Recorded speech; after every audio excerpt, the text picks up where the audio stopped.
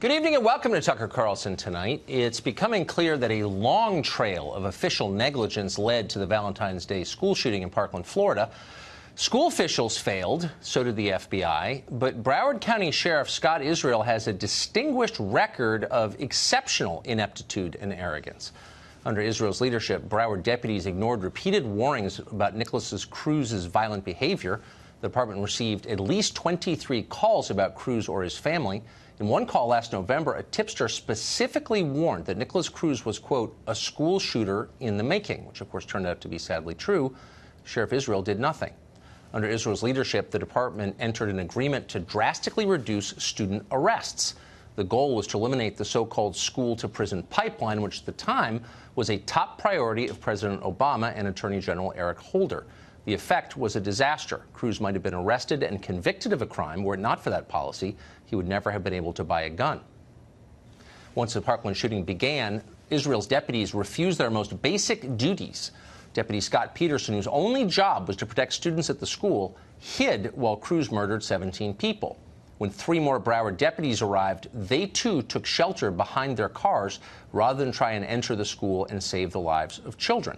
Scott Israel is the man in charge of all of this, and of course he's responsible for it. He loudly disagrees. Indeed, Israel relentlessly brags about himself to all media who will record it. 2 years ago, for example, the local newspaper in Florida reported that Israel used tax dollars to build a personal political machine, and he clearly had. The evidence was there, stone cold. Confronted with it, Israel said this, quote, "What have I done differently than Don Shula or Abraham Lincoln or Martin Luther King or Gandhi?" End quote. And by the way, he said, lions don't care about the opinions of sheep. Stable people don't talk like this, obviously. Something is wrong with Sheriff Israel. As recently as yesterday, he was refusing to accept any responsibility in the face of his well-documented failures. Watch this exchange. Do you think that if the Broward Sheriff's Office had done things differently, this shooting might not have happened? Listen, if ifs and buts were candy and nuts, O.J. Simpson would still be in the record books. I don't know what that means. There's 17 dead people, and there's a whole long list of things your department could have done differently. Remarkably, it got weirder and worse from there. Watch.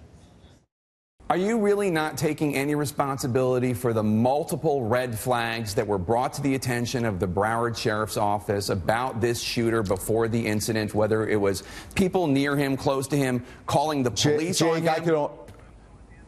Jake, I could only take responsibility for what I knew about. I exercised my due diligence. I've given amazing leadership to this agency. Amazing leadership? I've worked. Yes, Jake. Amazing leadership. And yet the facts suggest that Scott Israel should not be in charge of anything, and yet he is. Why?